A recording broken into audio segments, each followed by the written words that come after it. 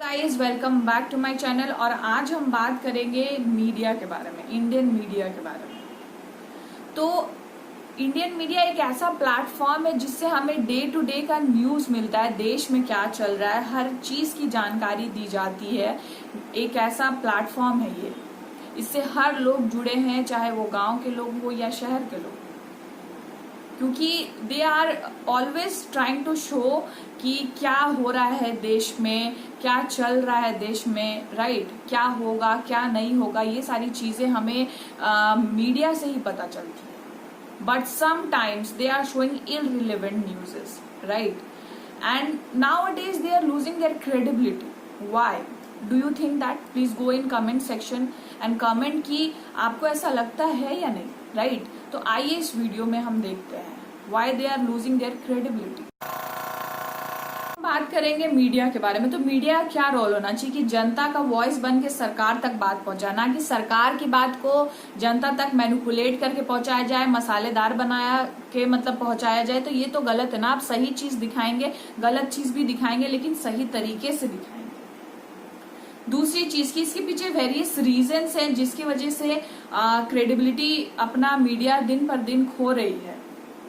क्योंकि एक तो पॉलिटिकल जो कवरेज होता है या रिपोर्टिंग होता है वो बहुत अननेसेसरी दिखाया जाता है। दूसरा चीज कि जो डिबेट्स होते हैं एट द एंड, जो बड़े बड़े न्यूज चैनल्स हैं जिनकी टीआरपी बहुत अच्छी है, वो एट द एंड डिबेट करते हैं, 50 टॉपिक्स हो या 50 से ज्यादा हो, तो ज्यादा से ज्यादा डिबेट होता है पाकिस्तान पे या फिर ऑपोजिशंस पे या फिर राम मंदिर पे या फिर प्रधानमंत्री की तारीफ पे या फिर लीडर्स की तारीफ की जा रही है, सेलिब्रिटी की तारीफ की जा रही है। आप सही मुद्दा नहीं उठाते हैं। जैसे कि जो बिहार में फ्लड आया है, आप उसका एक एक पॉइंट अगर आप रखते हैं तो आपको समझ में आएगा कि कितना सही है। या आसाम में जो फ्लड आया है, बिहार में 38 जिले में 28 जिले इससे प्रभावित हैं और 15 जिले जो हैं बहुत ही ज्यादा मतलब डेंजर जोन में है।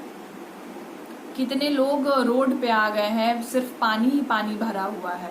भागलपुर हो गया, सुपौल ज्यादा खतरे में है, या सीतामढ़ी, या फिर आप आसाम ले लो। वहां पे आदमी तो कैसे भी थोड़ा बहुत मैनेज करके सरवाइव कर जाएगा, लेकिन जो जानवर, कितने आसाम में जानवर मर रहे हैं।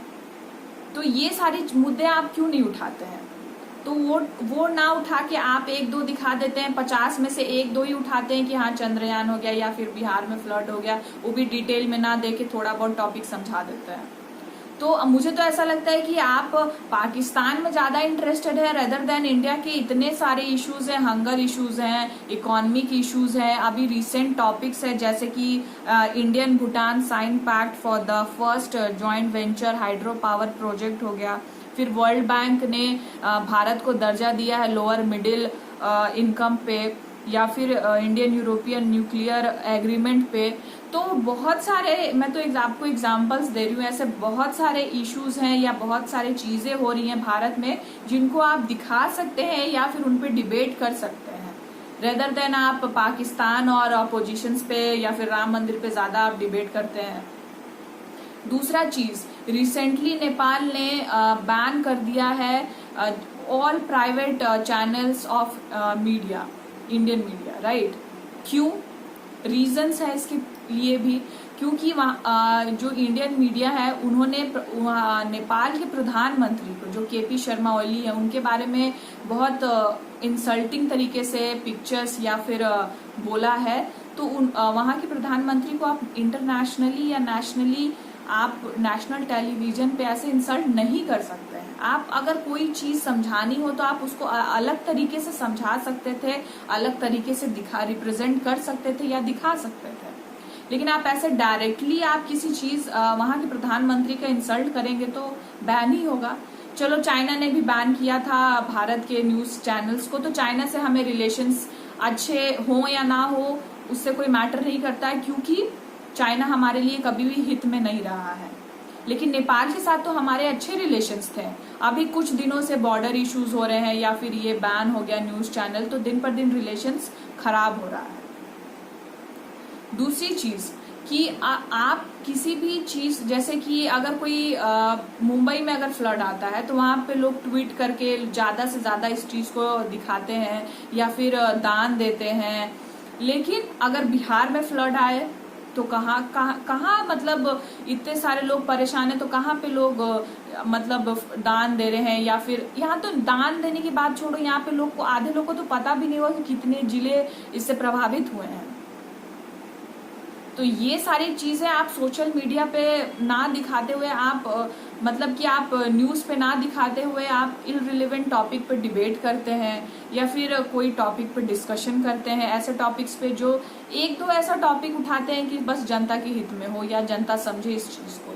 बहुत सारे ऐसे टॉपिक्स हैं जो जनता देख सकती है, समझ सकती है और जानना जरूरी भी है। दूसरी चीज कि आप इंडियन मीडिया एक, वही मैं आपको स्टार्टिंग में भी मैंने बताया था कि एक ऐसा प्लेटफॉर्म है कि जनता की वॉइस बने। मतलब मीडिया को मैं कहना चाहूंगी कि जनता की वॉइस बने, ना कि सरकार की वॉइस बने आप।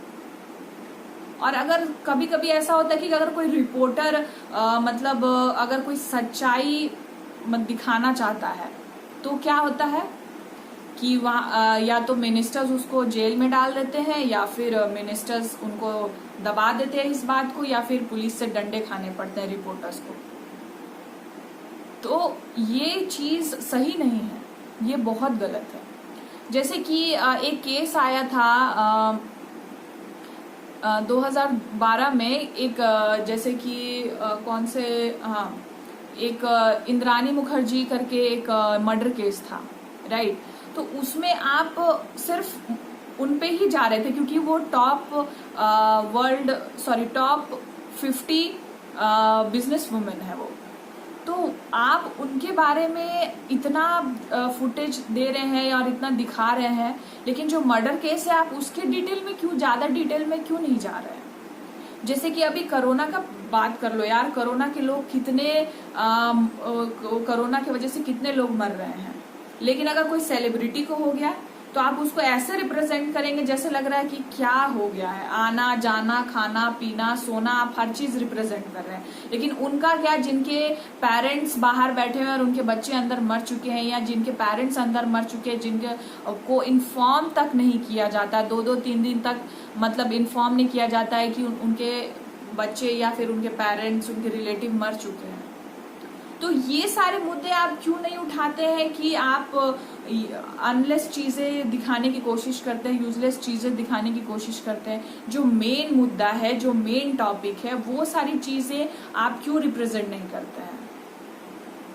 कभी कभी आप ऐसी चीजें दिखाते हैं जो बहुत ही इररिलेवेंट होता है, लेकिन समटाइम्स, मैं ऐसा नहीं बोल रही हूँ कि मीडिया हमेशा गलत ही दिखाती है या फिर बहुत चीजें नहीं दिखाती है, बहुत सारी चीजें दिखाती है, लेकिन जो इम्पोर्टेंट है वो दिखाएं, उन पे डिबेट करें और उनको ज्यादा से ज्यादा डिबेट करें उन पे, और ज्यादा से ज्यादा न्यूज उस पे ही दिखाएं। तो आज का टॉपिक यही था मेरा। So thank you for watching my video. Please like and subscribe.